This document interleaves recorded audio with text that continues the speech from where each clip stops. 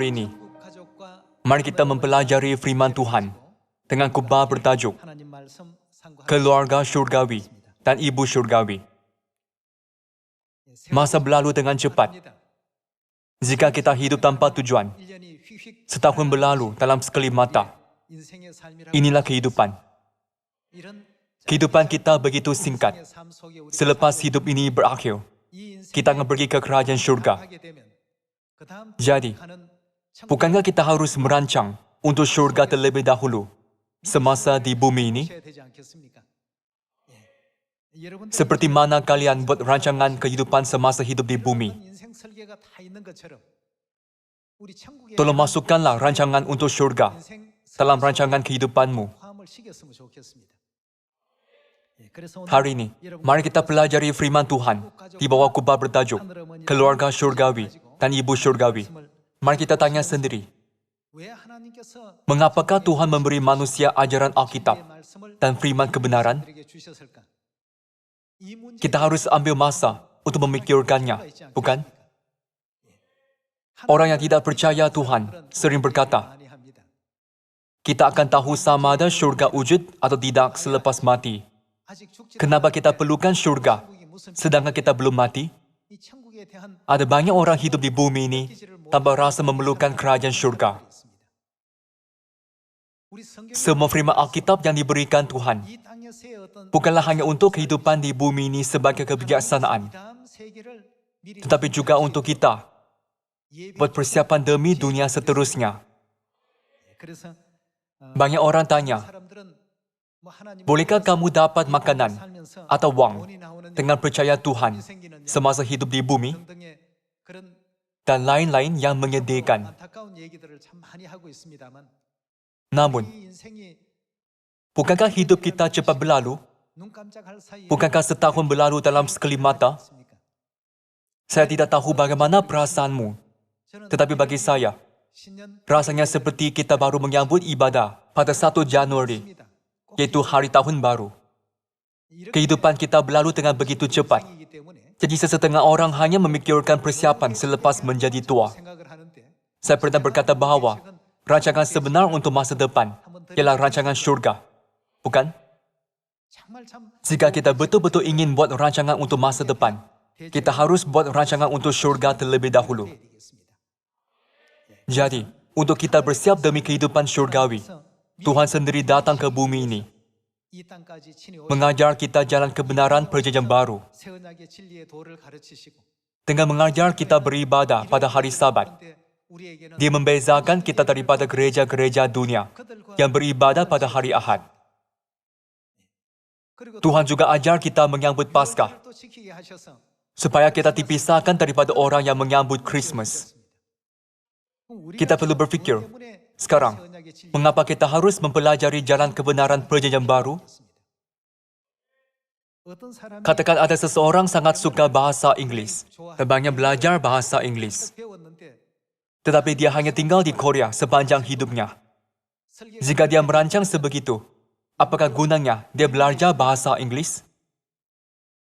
Impiannya mungkin adalah pergi ke Amerika Syarikat atau negara lain yang berbahasa Inggeris, atau berniaga dengan negara-negara itu. Bukankah dia belajar bahasa Inggeris atas sebab yang tertentu? Seperti itu, kita mempelajari perjanjian baru kerajaan Tuhan, menjalani kehidupan iman dengan mentaati firman Tuhan, dan menginjil dengan tekun. Semua ini ialah persiapan untuk kerajaan syurga. Bukan semua orang di dunia bersedia untuk itu. Hanya orang yang ada kemahuan seperti, aku mesti pergi ke syurga, dapat berazam untuk mempelajari perjanjian baru dan ajaran Alkitab, mengikut ketetapan dan hukum Alkitab. Betul? Hidup kita terlalu singkat. Selepas hidup ini berakhir, sepatutnya ada rancangan seterusnya. Tuhan berkata bahawa manusia ditakdirkan untuk mati satu kali saja dan sesudah itu dihakimi. Kemudian, kehidupan di dunia rohani akan bermula. Pada masa itu, Anda dan saya harus pergi ke mana? Untuk hidup baik di bumi, banyak orang ikut perut. Hidup jimat, tanpa makanan, tanpa pakaian. serta simpan duit di dalam bank agar membuat persiapan sebelum menjadi tua. Kita juga harus bersedia. Mereka yang ingin pergi ke Amerika Syarikat harus bersedia dengan belajar bahasa Inggeris dan undang Amerika Syarikat. Seperti sama ada steering berada di sebelah kiri atau kanan. Kenderaan harus ikut kiri atau kanan. Apabila saya pergi ke United Kingdom, saya terkejut melihat sebuah kereta dipandu di sebelah kiri. Steering itu berada di sebelah kanan. Jadi kereta itu dipandu di sebelah kiri. Saya pikir, inilah undang-undang jalan raya di United Kingdom. Di Korea, kenderaan bergerak di sebelah kanan, tetapi kenderaan bergerak di sebelah kiri di United Kingdom. Semua akan menjadi lebih mudah jika kita mempelajarinya terlebih dahulu, bukan? Kita harus mempelajari perjanjian baru, firman Bapa, dan mendengar baik-baik firman Ibu di bumi. Dengan demikian, kita tidak akan mengalami masalah di kerajaan syurga yang kita mahu pergi. Bukankah Tuhan berkata di bumi, ajarlah hanya apa yang telah aku ajarkan dan sampaikannya lah kepada ahli-ahli? Kita tidak boleh tambah pikiran sendiri. Kerana kerajaan Tuhan tidak memerlukan pikiran tambahan. Jadi, apakah yang dikatakan Alkitab mengenai firman Tuhan? Janganlah tambah atau kurangkan, bukan? Mari melihat buku Matius bab 28 dan berfikir, mengapakah kita boleh memasuki kerajaan syurga yang kekal apabila kita mengikut hukum kebenaran Tuhan? Buku Matius bab 28. Mari kita lihat ajaran dalam buku Matius bab 28 ayat 18. Bab 28 ayat 18 tertulis, Yesus mendekati mereka dan berkata, "Kepadaku telah diberikan segala kuasa di syurga dan di bumi. Karena itu pergilah, jadikanlah semua bangsa muridku, dan baptislah mereka dalam nama Bapa dan Anak dan Roh Kudus. Dan apa? Ajarlah mereka melakukan segala sesuatu yang telah kuperintahkan kepadamu." Apakah yang harus kita ajar mereka lakukan? Segala sesuatu yang telah Dia perintahkan. Itulah apa yang kita perlukan apabila kita pergi ke syurga. Bapa dan Ibu tahu bahawa kita akan perlukan semua ini apabila kita pergi ke syurga. Jadi mereka memberi kita hukum yang anak-anak Tuhan perlukan di syurga, bukan?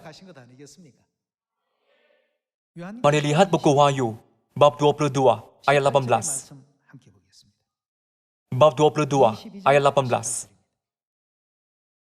Aku bersaksi kepada setiap orang yang mendengar perkataan-perkataan nubuat dari kitab ini. Jika seorang menambahkan sesuatu kepada perkataan-perkataan ini, maka Tuhan akan menambahkan kepadanya malapetaka-malapetaka yang tertulis di dalam kitab ini. Dan jikalau seorang mengurangkan sesuatu dari perkataan-perkataan dari kitab nubuat ini, maka Tuhan akan mengambil bagiannya dari pohon kehidupan dan dari kota kudus, seperti yang tertulis di dalam kitab ini. Alkitab berkata, janganlah tambah atau kurangkan.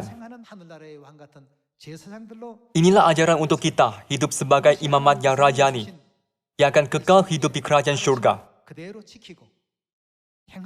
Jadi, kita harus betul-betul mematuhi dan mengikut ajaran Alkitab, bukan?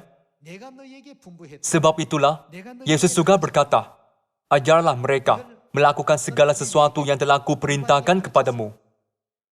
Tuhan telah membuka jalan hanya untuk orang yang mengikut semua ajaran ini dengan betul, supaya mereka dapat kembali ke kerajaan syurga yang kekal. Kita tidak belajar Alkitab hanya untuk kehidupan di bumi.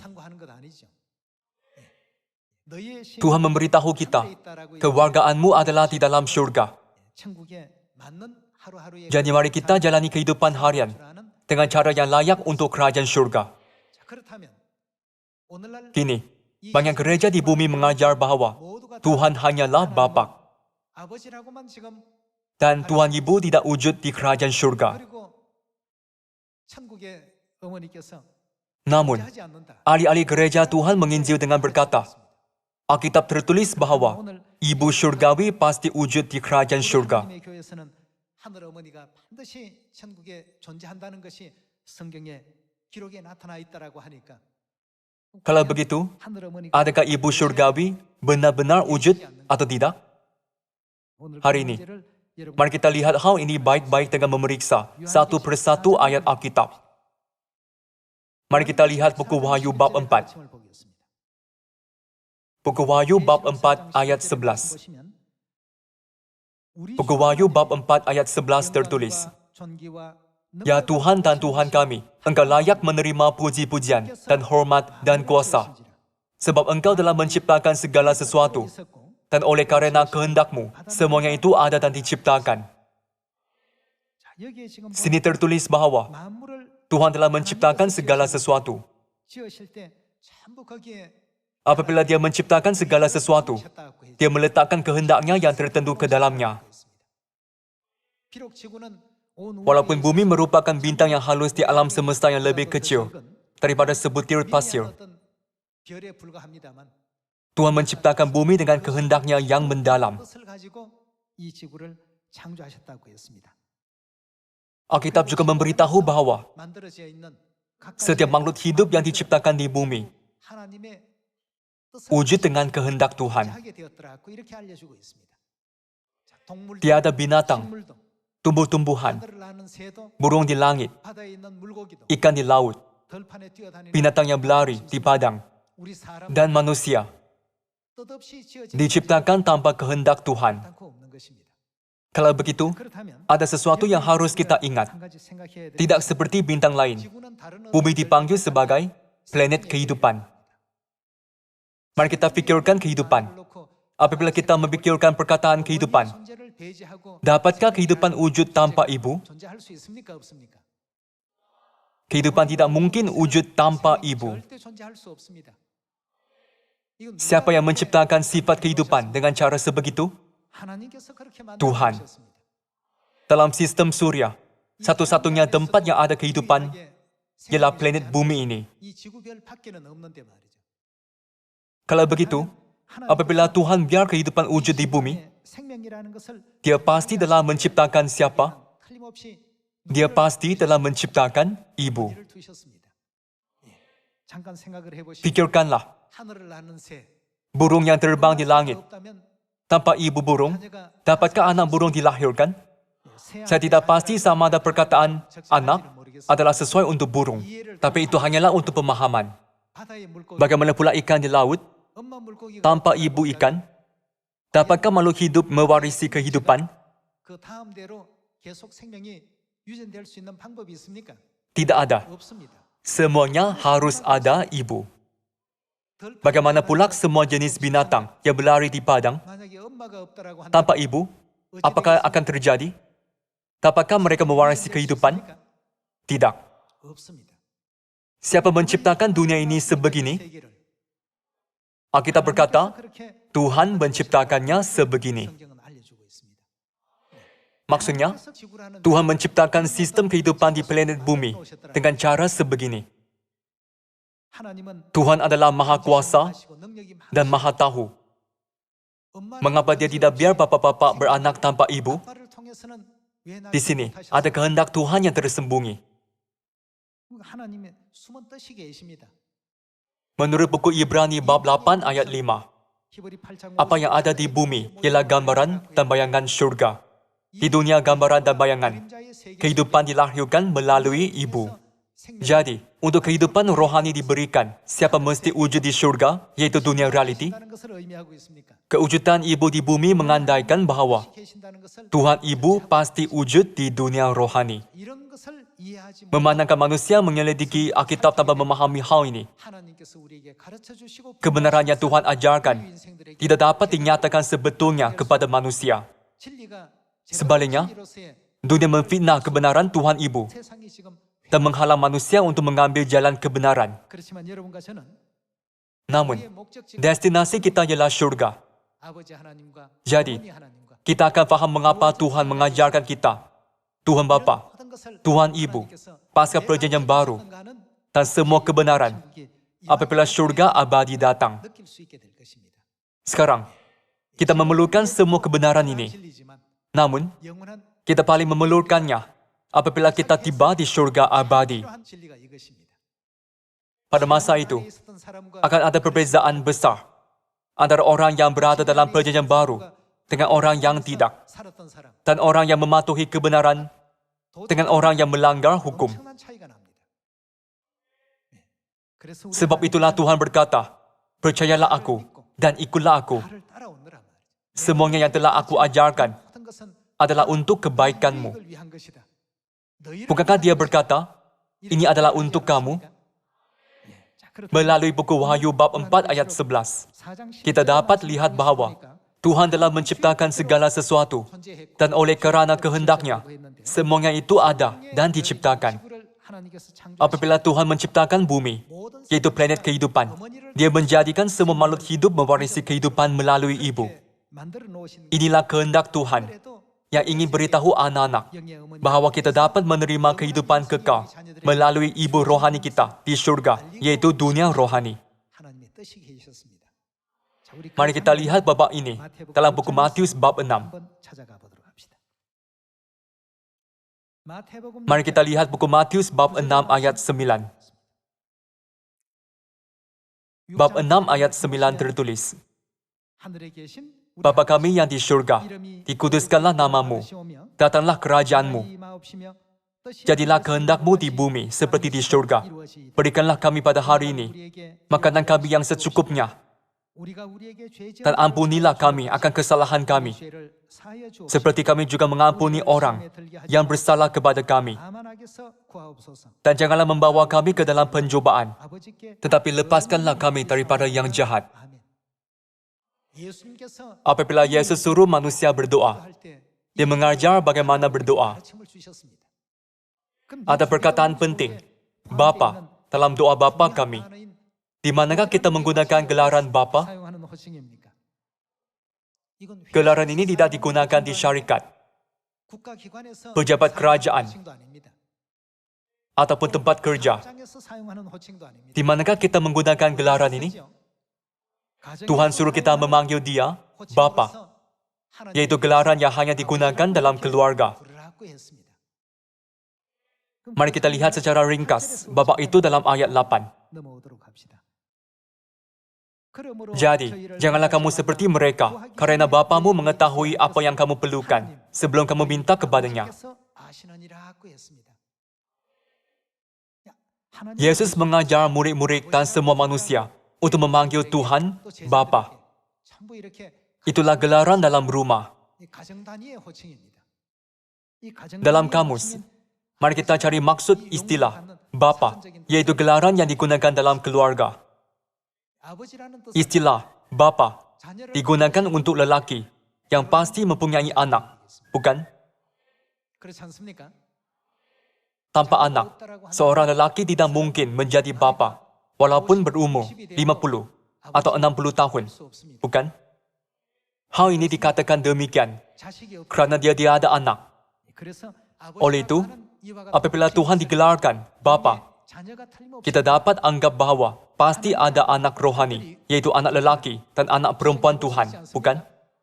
Adakah ini satu andaian? Atau Alkitab mengajar kita seperti itu?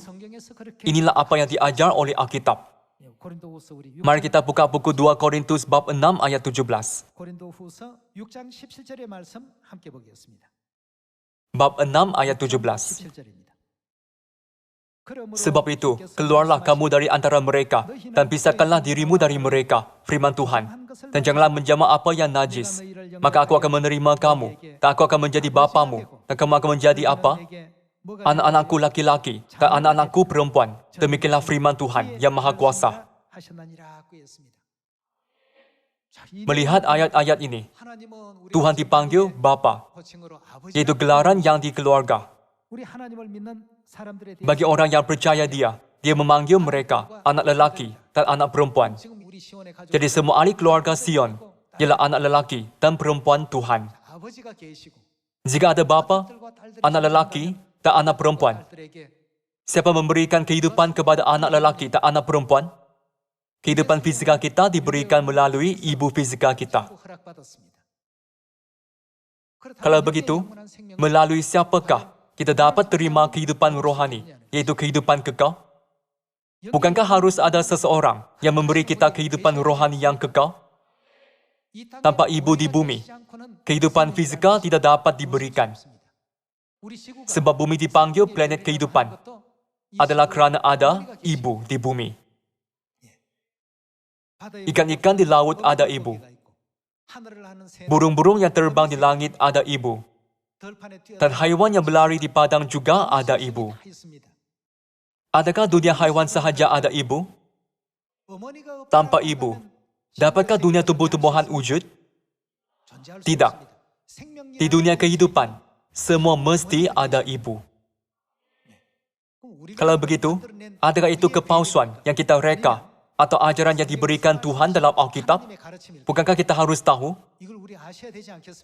Jika ini betul-betul ajaran Tuhan, maka semua gereja yang menegaskan bahawa tiada Tuhan Ibu ialah gereja yang palsu. Mereka tidak boleh menerima kewargaan kerajaan syurga yang abadi atau janji keselamatan Tuhan. Kerana buku Wahyu bab 22 ayat 18 tertulis, jika sesiapa menambahkan sesuatu pada ajaran Tuhan, dia akan terima tulah.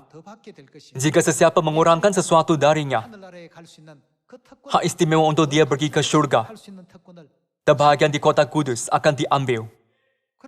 Jadi, kita harus tahu sama ada ibu syurgawi betul-betul wujud atau tidak.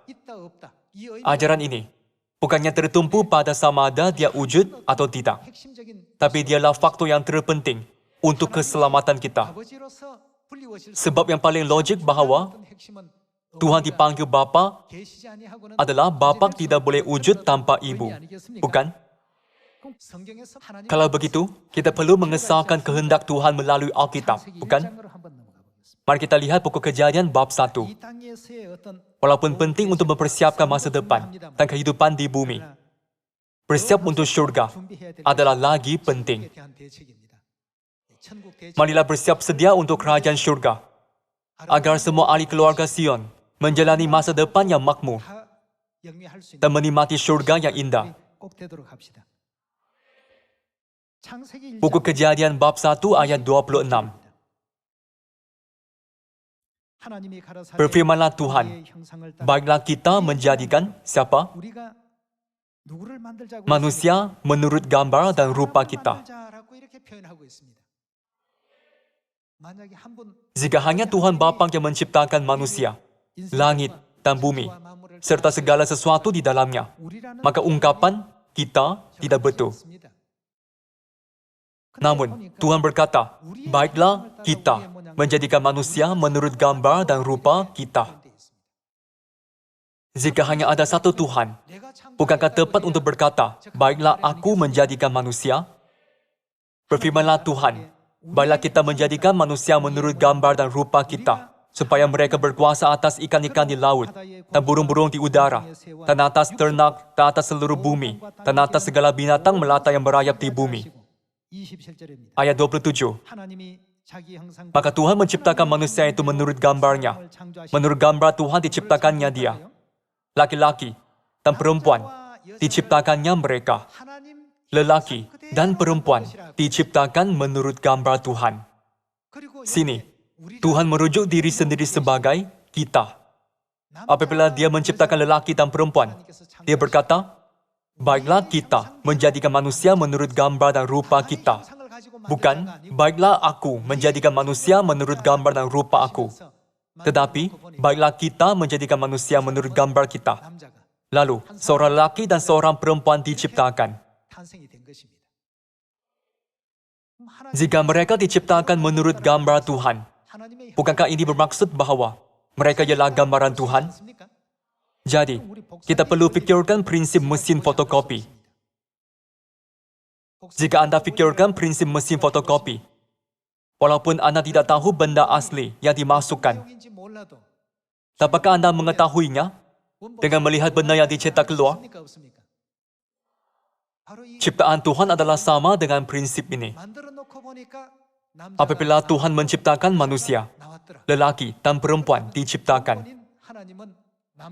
Jadi, kita dapat faham bahawa Tuhan yang asal pasti ada imej lelaki dan imej perempuan, bukan?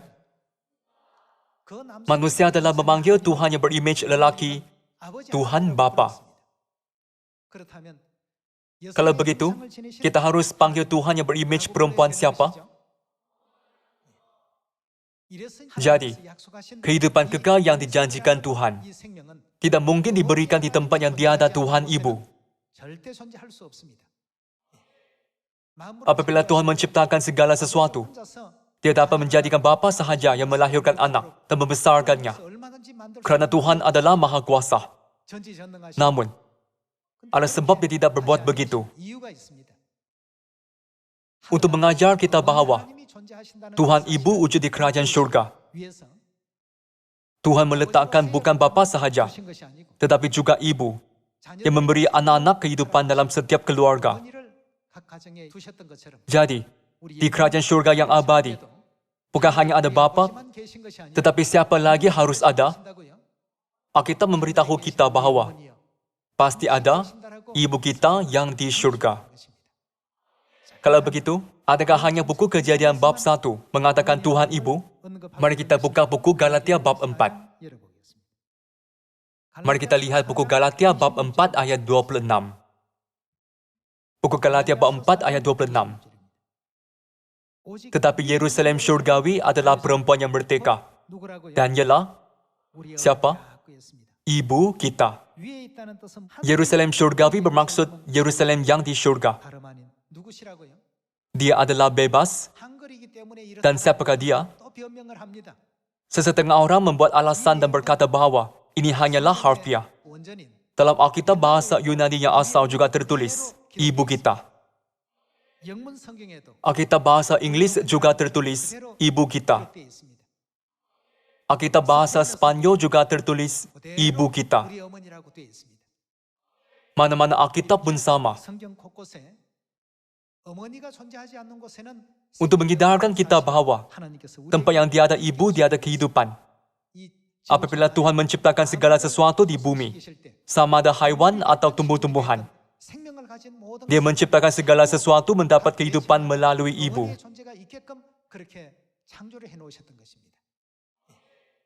Mari lihat buku Roma bab 1 ayat 19. Buku Roma bab 1 ayat 19 tertulis, karena apa yang dapat mereka ketahui tentang Tuhan nyata bagi mereka, sebab Tuhan telah menyatakannya kepada mereka. Ayat 20. Sebab apa yang tidak nampak daripadanya, yaitu kekuatannya yang kekal dan keilahiannya, dapat nampak kepada pikiran dari karyanya sejak dunia diciptakan. Tuhan meletakkan keilahiannya yang tidak kelihatan ke dalam semua makhluk di bumi. Kalau begitu, dengan melihat semua benda alam semula jadi, tidakkah kita dapat memahami Tuhan? Tuhan menciptakan alam semula jadi ini, agar kita dapat memahaminya. Sebab itulah tertulis, dapat nampak kepada pikiran dari karyanya, sejak dunia diciptakan, sehingga mereka tidak dapat berdalih. Burung-burung yang terbang di udara, ikan-ikan yang berenang di laut, dan binatang yang berlari di padang. Semua mendapat hidup melalui siapa? Semuanya diberi hidup melalui ibu. Pada abad ke-20, para sarjana telah mengkaji tentang sumber kehidupan. Mereka membuat kesimpulan bahawa kehidupan tidak dapat diberikan kepada anak tanpa ibu. Buktinya ialah DNA mitokondria. Mereka berkata bahawa tiada DNA mitokondria daripada bapa diturunkan kepada anak-anak. Hanya DNA mitokondria ibu diturunkan kepada anak. Tanpa mitokondria, saya tidak akan dapat berkhotbah di depanmu walaupun sesaat. Saya tidak dapat berdiri di sini pun. Dalam arti kata lain, DNA mitokondria ialah bahan hidup. Memandangkan ia begitu penting dan hanya diwarisi melalui ibu. Apakah kehidupan wujud di dunia yang tiada ibu? Tidak. Tuhan menciptakan segala sesuatu sebegitu. Hari ini, saya tidak bercakap dengan tafsiran dan pikiran buatan manusia, tetapi hanya dengan Alkitab. dari buku Kejadian hingga Wahyu. Tuhan merujuk diri sebagai kita. Dari buku Kejadian bab 1. Tuhan Bapa dan Tuhan Ibu telah bersama-sama rancangan kerja penyelamatan serta memimpin 6,000 tahun kerja penyelamatan. Alkitab berkata bahwa bila mereka akan muncul kepada manusia pada akhir zaman. Sama seperti Hawa diciptakan pada hari ke-6 dalam penciptaan 6 hari. Ibu Yerusalem syurgawi akan muncul pada hujung kerja penebusan 6,000 tahun. Dia akan mengumpulkan semua anak Sion dan membimbing mereka ke syurga abadi. Tuhan memberitahu kita kerja penebusan ini melalui ramalan dalam 66 buah buku Alkitab. Tuhan berkata dalam buku Roma bab 1 dan buku Wahyu bab 4. Bukankah aku telah ajar bahawa tiada sesuatu pun diciptakan tanpa kehendak apabila aku menciptakan langit dan bumi?